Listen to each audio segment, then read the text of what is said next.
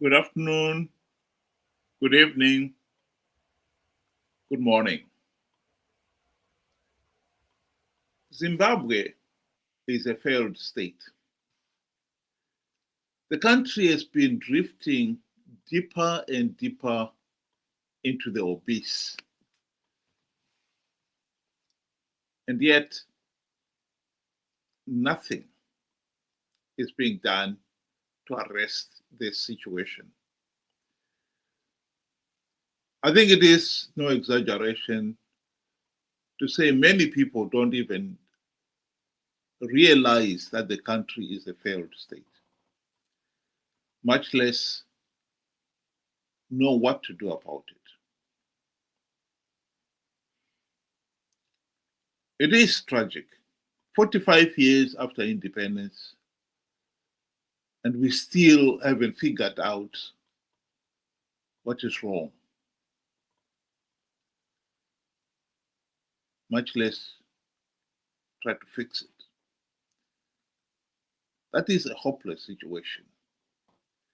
That means we can only continue to drift deeper and deeper into the abyss. We'd like to focus on the three main stakeholders in this national drama: the ruling party, Zanu PF, the opposition, mainly the MDC-CCC, and the ordinary people themselves. We'll start with Zanu PF.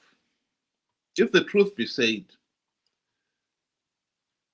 ever since the country's independence, Zanu PF thugs have been obsessed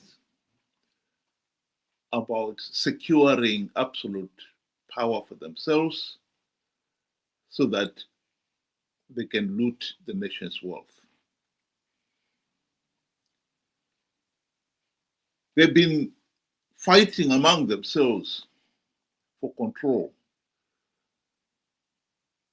to the point where they fail to see anything else. Zanu PF has had factional wars ever since the country's independence, if not before that.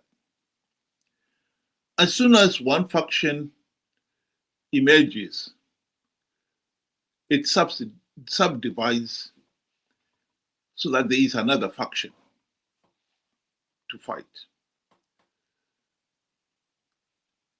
And within each faction, loyalty has been secured by patronage. And when you're talking of patronage, you do not talk of merit or ideology. And patronage is a very weak mortar. It cannot hold. And hence the reason why all the leadership, if each one of them never had any sound sleep, and every morning they lick their finger to check the direction of the political wind. They cannot trust their own colleagues, and their own colleagues cannot trust them. And so we have had this flux where the leadership is constantly fighting among themselves for power and control, while the country is sinking, drifting deeper and deeper into the abyss. Here is Margaret Longo speaking on that very issue. Why Zanu PF still can boast of the rural areas being its stronghold. Not because they were prepared to do anything for the people in the rural areas, but because the regime was determined to keep the people in the rural areas impoverished and subservient to the ruling party. They have wrong priorities, especially the current government. How can you go and build an airport which services a few people, and the majority are the elite and the so-called investors? Look at the rural. I made you come to interview me because I wanted you to have the experience of the roads that we are using. If we go today to our hospital there, you feel pity with that's a hospital in a rural area. If we go to our clinic, you feel pity. We have no piped water here. Do you know the reason why the rural people vote for Zanu PF? One, they're intimidated. Two, the policy is that the rural people should remain poor and subservient to the government. They should remain poor because if they remain poor, they continue singing the song for their master. This is why these people have been impoverished. It's for a reason. Because at the moment, if you economic empower these people, they'll go out of hand. Zanu PF will never have control over them.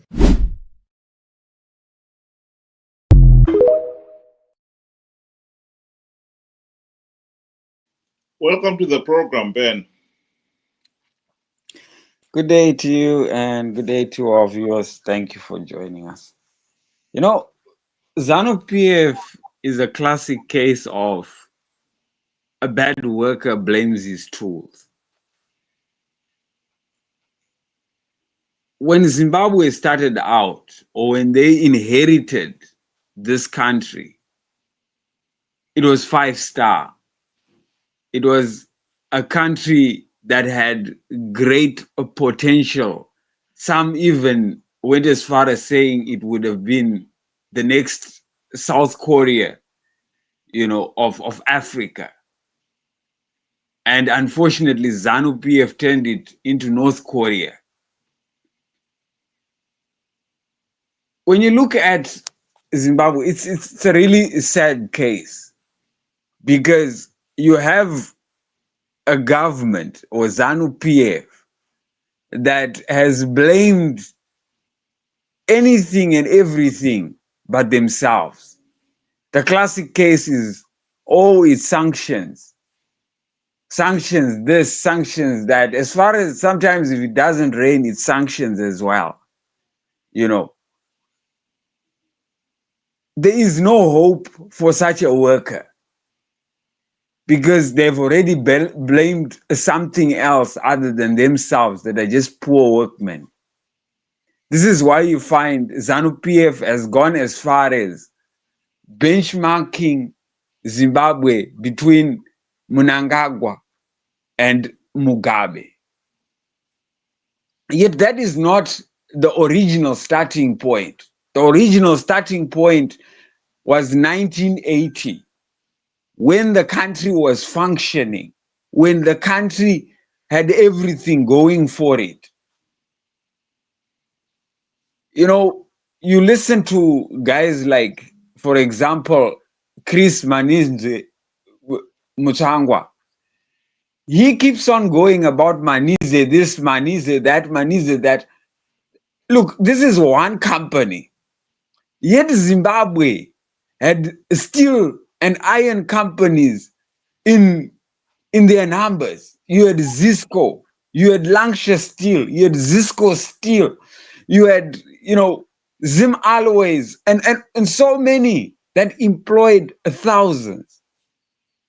You cannot benchmark where you want and not start at the original. This is where I find to say, I don't think Zanu PF can be helped because they are a worker that will blame, everything but themselves, that they just can't get the job done. And unfortunately, we have that kind of a regime that, you don't see any changes, you don't see any progress. And here they're claiming that by 2030, through Emerson Mnangagwa's leadership, we will be upper middle income economy. And you ask yourself, Where is that groundwork? Show us the evidence that we are indeed moving towards that. And from where I stand, I don't see anything. Zanu PF is a bad worker and will always blame their tools. Zimbabwe had the opportunity to end the Zanu PF dictatorship. The people became aware of the fact that as long as Zanu PF has got the carte blanche powers to rig the elections, there will be no meaningful change. And so by the late 1990s, the people of Zimbabwe made a conscientious decision to elect an opposition whose primary task would be to implement the democratic changes necessary to end the Zanu PF dictatorship. The party that came forward to perform that task was led by Morgan Tsvangirai, the late Morgan Tsvangirai. And they even named their party the Movement for Democratic Change. The emphasis was we are the movement that is going to bring about the democratic change. Unfortunately, they've been on the political stage for the last 25 years. They had their best opportunity to implement those democratic changes during the GNU of 2008 to 2013. They failed to implement even one token reform. Not even one. Why? Because Mugabe bribed them with the trappings of high office. And they forgot about the reforms. And ever since the GNU debacle, they have participated in flawed elections, knowing fully well that the process is flawed, and that participating will give Zanu PF legitimacy. They've done it out of greed. This is not a secret. This is something that they have themselves acknowledged. One of them, Professor Jonathan Moyo, has stated that in his book. And I've often referred to it and quoted what he said. We cannot pretend that we don't know what is happening here. We do. The MDC have become Zanu PF Team B in all but name, playing for Team A to win and for Team A to have legitimacy.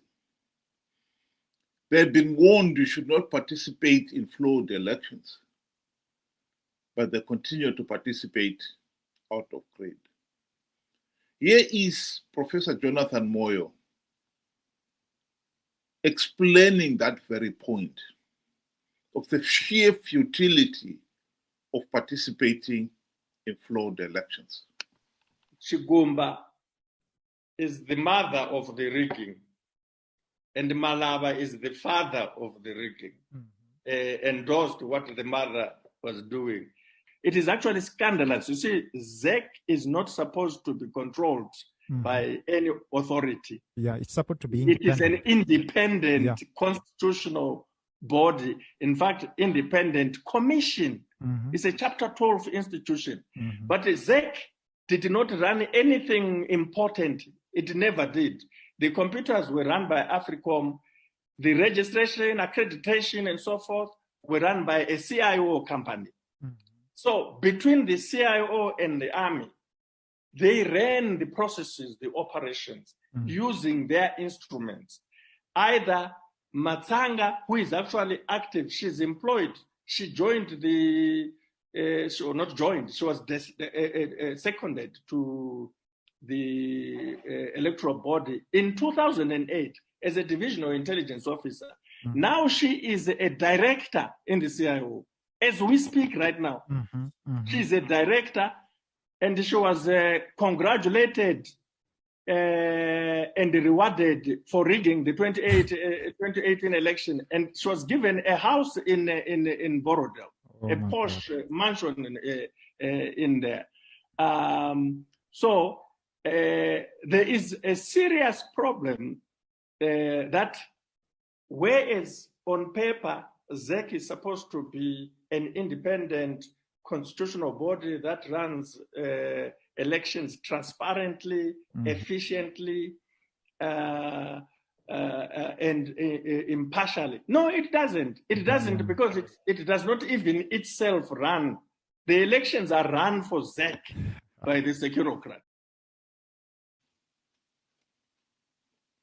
So it begs us the question, why is the opposition then stubbornly continuing to participate in flawed elections only to give Zanu PF legitimacy?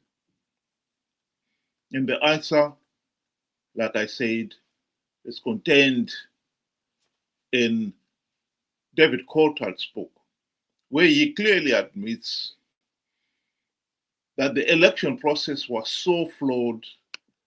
He's talking of the 2013 elections, was so flawed, so illegal, the only logical thing to do was to withdraw. But he and his colleagues could not, out of greed. They knew Zanu PF is giving a few gravy-trained seats, and they were after that. That is the tragedy. We had a second bite at the cherry, and we wasted it.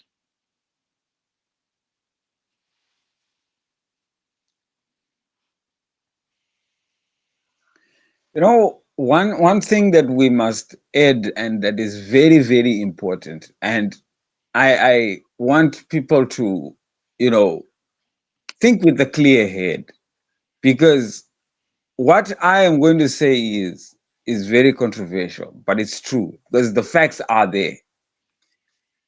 The current opposition that we have in Zimbabwe has been stopping change.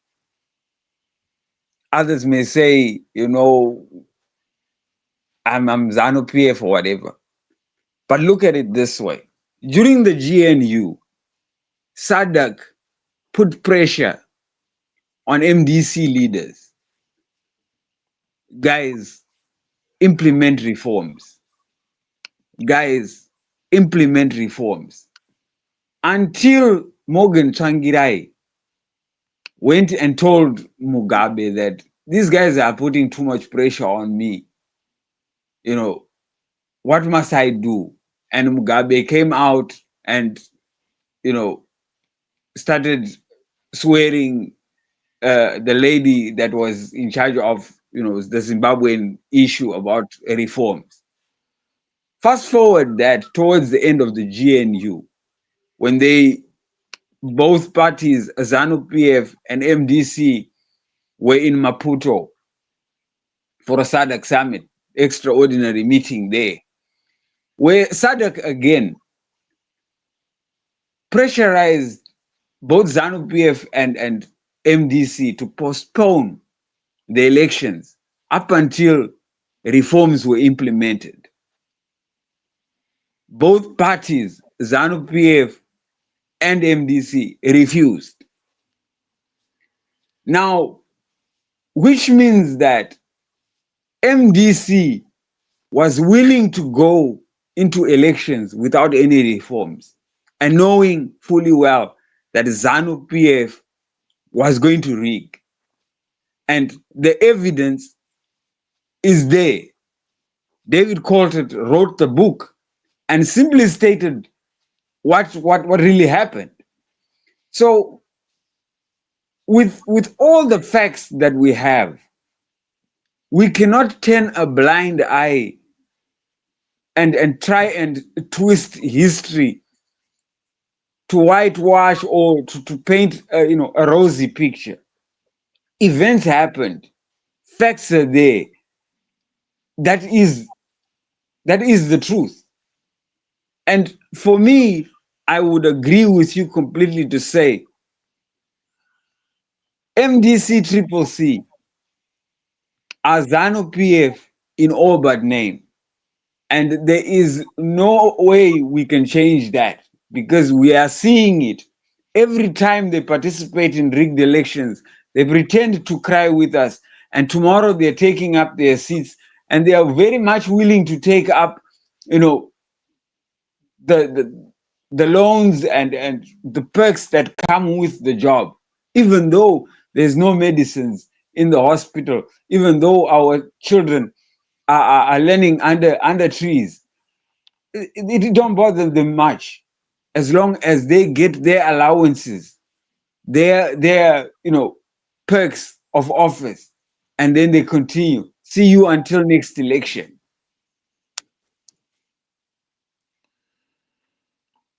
This picture we have on the screen, I think, encapsulates the problem with Zimbabwe.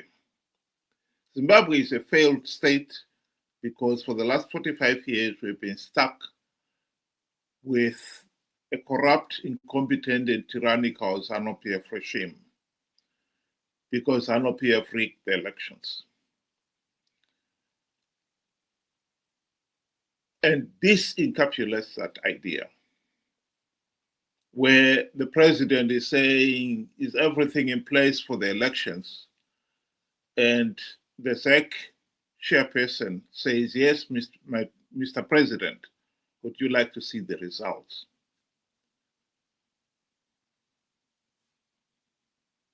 I've played earlier on a video where Professor Jonathan Moyo underlined this problem that ZEC is not independent. We had the opportunity to make it independent during the GNU. We failed to implement even one reform. And therefore, then to keep on pretending that somehow we can get the results, free, fair, and credible elections and change anything in politics is naive. And yet that is exactly what has been happening ever since the GNU. And now we come to the people themselves. Why is it that the Zimbabwean people have failed to see that reality? First of all, during the GNU, they were supposed to be paying attention to what was happening. When MDC leaders were failing to implement even one token reform, Zimbabweans themselves should have been the ones who were saying, wait a minute, why are you not implementing reforms? They said nothing. After the failed GNU, the opposition were persuading ordinary Zimbabweans, and some of them, the supporters, the main supporters of the opposition in Zimbabwe, are not the rural people whom we can say, okay, politically they are oppressed by Zanu PF. These are people in the urban centers, some of them with at least 11 years of formal education, some of them with even university qualifications. And yet they are the ones, the opposition has always managed to con to participate in these flawed elections. Chamisa has been boasting that the opposition in 2023, that Triple C was going to win big because I have plugged all the vote rigging loopholes. Anyone at all who was following the Zimbabwe political system would know. I mean, Jonathan Moyo there was telling you about how ZEC, it is impossible for ZEC to hold free, fair, and credible elections. Then how did Chamisa plug those vote rigging loopholes? And yet he maintained that he had plugged them. He even boasted a few days before the elections that he was winning these elections. He was preparing his cabinet. Makorokoto Zimbabwe nokuti hakuna munhu anomira kana denga raronga plan. Denga raronga plan, denga harifoiri. Plan yaMwari haifoiri. Ini ndatanga kugadzira cabinet. There is no way we are not going to form a new cabinet. There is no way we are not going to have a celebration. There is no way we are not going to have an inauguration. Let's start preparing for our inauguration. Let's start preparing for our celebration.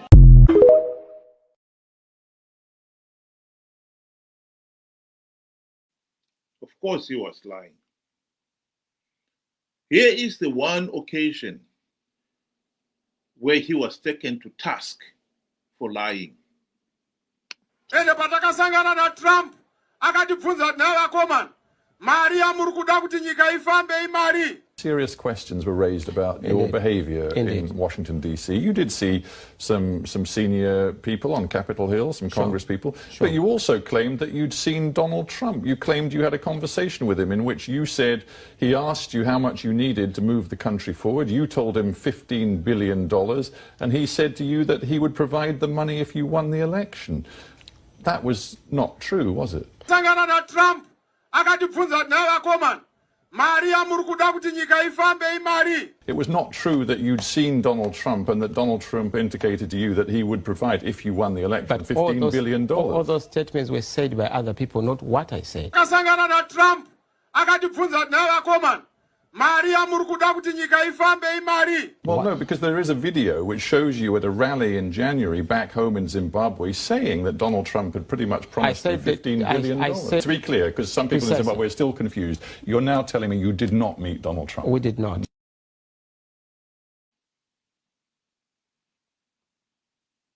Chamisa is a liar. And yet, 2 years after the 2023 elections, there are many Zimbabweans out there who still refuse to accept that he's a liar. When you have got an electorate with that kind of mentality, you know you've got a problem. Right now, Chamisa, since the 2023 elections came out, he actually abandoned his Triple C party, the one he was saying was going to win big in the 2023 elections, because he said it had been infiltrated by Zanu PF. So here is the man who was claiming that he had plugged all the vote rigging loopholes, and yet turns out that he failed to plug the loopholes in his own party to make sure that it is not infiltrated. And now he's back on the 27th, 3 days' time. He is already saying he's going to launch a new party. And no doubt, you'll be telling people this time the new party will win the elections. He's gearing to participate in 2028 elections on the basis that the new party will win rigged elections. He has devised ways of winning rigged 2028 elections. And no doubt, if Zimbabweans participate in their millions, as they've done in the past, they will give Zanu PF legitimacy. This is the tragedy of Zimbabwe. We keep participating in flawed elections to give the regime legitimacy. SADC cannot do anything, cannot deny Zanu PF legitimacy if we ourselves believe that we can win rigged elections. We've given up our right to free, fair, and credible elections because we believe we can win rigged elections. How idiotic is that? Ben, do you want to give your closing remarks? Thank you. In closing, I just wanted to bring something that I saw in one group. The composition of ZEC officials. I would like people just in their spare time just to look at the composition, and you would find out that the children of Zanu PF top dogs are the head of ZEC. Now, in our right senses, would we actually think that ZEC with that composition can produce free, fair, and credible elections? Elections that reveal the will of the people? And the answer is straightforward. It's no. Then my question to the people now is, why do you think this current opposition is willing to participate, knowing fully well that ZEC is beyond compromise? It is an outrage. The results have been published way before, the date has ever come up. What they're just doing is just following procedure. This current opposition is Zanu PF in all but name. They have an agreement that Zanu PF will win and they will have a seat at the table and pick off whatever, is being dished out by Zanu PF. They are willing to take the loans. $40,000 loans for MPs. They're willing to take that. 75,000 for a car. They are willing to take that. Stands, transport, allowance, hotels. Zanu PF, as just like what the cartoon there is showing, they dangled monies, bribes, and the opposition, they are fighting for those perks, not for us. Forget about that. We need to start opening our eyes. One of the fundamental requirements of democracy is to hold those in public office accountable. Ask questions, not to put them on high pedestals or make them, demigods. That, you cannot ask why Chamisa has done this, otherwise you will meet my fury. Then you do not know what change you want. You're not ready for the change. So to my people, I would want to say, it is time for us to remove these blinkers, to think for ourselves. Who are these oppositions, playing for? What is their end game? Is it for the people? Is it for us?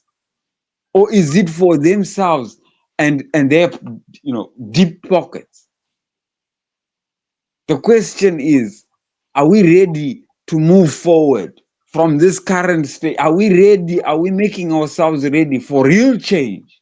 And real change will start with changing our mindset. Thank you.